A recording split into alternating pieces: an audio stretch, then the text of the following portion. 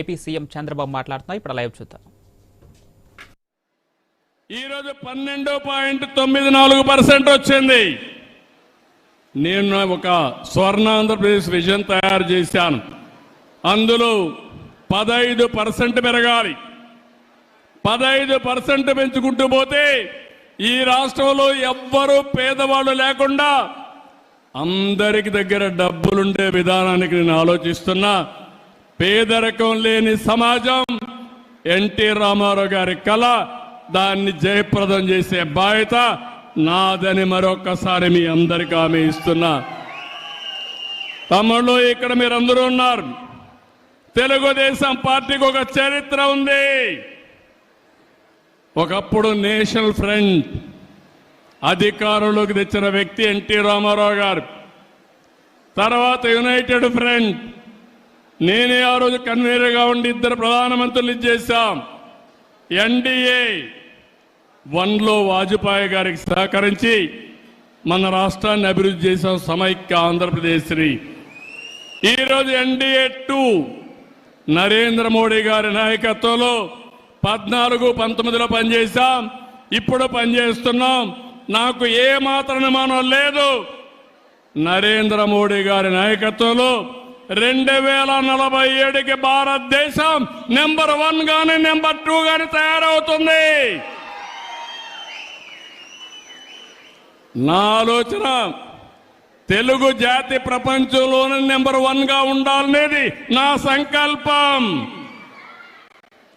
అలాంటివి జరిగేటప్పుడు ఎప్పుడు కూడా తెలుగుదేశం పార్టీ ఒక ప్రాంతీయ పార్టీ గాని జాతీయ భావాలతో పనిచేసిన పార్టీ తెలుగుదేశం పార్టీ. జాతీయ అభివృద్ధి కోసం పనిచేసిన పార్టీ తెలుగుదేశం పార్టీ. ఈరోజు మీరు చూస్తే 1 కోటి సభ్యత్వం ఈరోజు తెలుగుదేశం పార్టీలో ఉన్నారు. 1 crore. ఇటీవల లోకేష్ గారు జనరల్ సెక్రటరీ అయిన తర్వాత కార్యకర్తల సంక్షేమానికి పెద్దపీట వేశాడు. 130 కోట్ల రూపాయలు ఇన్సూరెన్స్ కానీ వెల్ఫేర్ కానీ డబ్బులు ఖర్చు పెట్టే పరిస్థితికి వచ్చారు. ఈరోజు 1 కోటి మంది సభ్యులకి ఎవరైనా యాక్సిడెంట్ జరిగిపోతే వాళ్లకు 5 లక్షల రూపాయలు ఇచ్చే ఏకైక పార్టీ భారతదేశంలో తెలుగుదేశం పార్టీ. ఇది ఒక చరిత్ర. మీ రుణం తీర్చుకుంటాం, కార్యకర్తల రుణం తీర్చుకుంటాం. అందుకనే రాజకీయంగా మిమ్మల్ని ఎదుగుదల కోసం ప్రయత్నం చేయడం, సంక్షేమ కార్యక్రమాలు చేయడం, ఆర్థికంగా పైకి తీసుకురావడానికి ఏమేం చేయాలనో అవన్నీ చేస్తామని చెప్పి కూడా నేను మీకు తెలియజేస్తున్నా. అదే సమయంలో మిత్రపక్షాల కార్యకర్తలు కూడా విజ్ఞప్తి చేస్తున్నా, ఎక్కడికక్కడ అందరూ సమిష్టిగా పనిచేసుకుని మళ్ళీ ఎప్పుడు ఎన్నికలు పెట్టినా అఖండ విజయంతో ఎన్డీఏ గెలిచే పరిస్థితి మీరు ఉండాల్సిన బాధ్యత మీ మీద ఉంది. ఎప్పుడైతే నేను ఎన్నోసార్లు చెప్పాను, డబల్ ఇంజన్ సర్కార్, కేంద్రం రాష్ట్రంలో ఎన్డీఏనే ఉండాలి. అప్పుడే అభివృద్ధి పరిగెత్తిస్తుంది. అందుకే ఈరోజు చూస్తే డబల్ ఇంజన్ సర్కార్, డబల్ ఇంజన్ గ్రోత్ రేట్ వస్తుంది, డబుల్ డిజిట్ గ్రోత్ రేట్ వస్తుంది. 2 ప్రభుత్వాలు కలిసాం, పనులు చేశాం, 13% అభివృద్ధి జరిగే పరిస్థితి వచ్చింది. జీఎస్టీపీ వచ్చింది. ఇది 15-16%కి తీసుకపోతే పేదరికం అనే మాటే ఉండదని చెప్పి కూడా నేను మీకు తెలియజేస్తున్నా. నాకు ప్రాణ సమానమైన తెలుగుదేశం పార్టీ కుటుంబ సభ్యులందరినీ మరొక్కసారి కోరుతున్నా, మీరందరూ కూడా ఇలాంటి ఎన్టీ రామారావు గారి యొక్క 29వ వర్ధంతి సభలో ఒక సంకల్పం చేయాలి. మీ ప్రాంతంలో 0 పావర్టీని సాధిస్తామని, ఆ 0 పావర్టీ సాధించిన తర్వాత ఆర్థిక అసమానతలు లేనటువంటి సమాజం కోసం నిరంతరం పనిచేస్తామని మనం ఒక సంకల్పం చేసి ముందుకు పోవాలి. ఇది సాధ్యం. చాలా మందికి అనిపిస్తుంది నేను ముందు మాట్లాడితే ఒకప్పుడు ఐటీ మాట్లాడితే నన్ను ఎగతాళి చేశారు.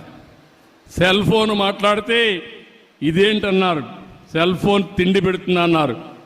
ఇప్పుడు సెల్ ఫోన్ లేకపోతే భార్య లేకపోతే భర్త ఉంటాడు, భర్త లేకపోతే భార్య ఉంటుంది. సెల్ ఫోన్ లేకపోతే ఇద్దరు ఉండలేరు. అవునా కాదా తమ్ముళ్ళు అని అడుగుతున్నా. దానికి కూడా ఒక మీనింగ్ ఉంది. సెల్ ఫోన్ అనేది అవసరం, అది ఒక అత్యవసరమైన వస్తువుగా తయారైంది మన జీవితంలో. ఎక్కడికి పోయే పని లేదు, సెల్ ఫోన్ ఉంటే ఒక ధీమా. మీకు ఎక్కడన్నా బిల్లు పే చేయాలంటే ఇమ్మీడియట్గా సెల్ ఫోన్లో ఉంటుంది డబ్బులు. ఎవరికి కావాలంటే వాళ్ళకి పే చేస్తాం. ఎవరైనా జోబీలో పెట్టుకుంటే జోబీ కట్ చేస్తారు, కానీ సెల్ ఫోన్లో పెట్టుకుంటే పేటిఎంలో పెట్టుకుంటే కట్ చేసే పరిస్థితి ఉండదు. దానికి కూడా పాస్వర్డ్ మీ దగ్గరనే ఉంటుంది. అది అప్లై చేస్తేనే డబ్బులు ఇచ్చే పరిస్థితి వస్తుంది, సెక్యూరిటీ కూడా ఉంటుంది. మీకు ఏ పని కావాలన్నా చేసుకునే అవసరం వస్తుంది. భవిష్యత్తులో మనందరి జీవితాల్లో మీరు గుర్తుపెట్టుకోవాలి, టెక్నాలజీ చాలా ఉపయోగకారిగా ఉంటుంది. అందుకే మీరు చూస్తున్నారు, ఇటీవల నేను పెన్షన్ ఇస్తే ఏ టైంలో ఇచ్చాడు, ఏ స్పాట్లో ఇచ్చాడని 64 లక్షల మంది పెన్షన్నే మానిటర్ చేయగలుగుతున్నారంటే అది టెక్నాలజీ మహిమ అని చెప్పి మీ అందరికీ తెలియజేస్తున్నా. పెన్షన్ తీసుకున్న రోజునే మీకు ఒక ఐవీఆర్ఎస్ మెసేజ్ వస్తుంది. మళ్ళీ నీకు కరెక్ట్గా చేరిందా, ఎవరన్నా డబ్బులు అడిగారా, లేదంటే ఏదైనా కొట్టేశారని మళ్ళీ అడిగే పరిస్థితి వచ్చిందంటే అది సుపరిపాలనకు దారితీసే పరిస్థితి వచ్చింది.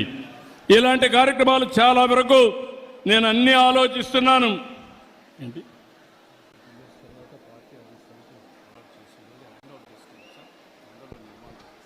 ఈరోజే మీరు చూస్తే ఇంకొక శుభవార్త కూడా, 5-6 సంవత్సరాలుగా మన వాళ్ళు చాలా కష్టపడి శ్రీనివాసరెడ్డి గారి నాయకత్వంలో కడపలో మనకంటూ సొంత ఇల్లు కట్టుకుంటున్నాం, పార్టీ ఇల్లు కట్టుకుంటున్నాం, పార్టీ ఆఫీస్ కట్టుకుంటున్నాం.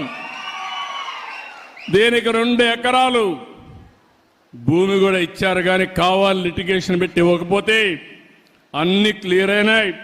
నేను ఒకటే ఆదేశిస్తున్నా, 18 నెలల్లో పార్టీ ఆఫీసు పూర్తి చేసి మళ్ళీ ప్రతి ఒక్క కార్యకర్త కడపకు వస్తే సొంత ఇంటికి వచ్చి ఒక కాఫీ తాగే విధంగా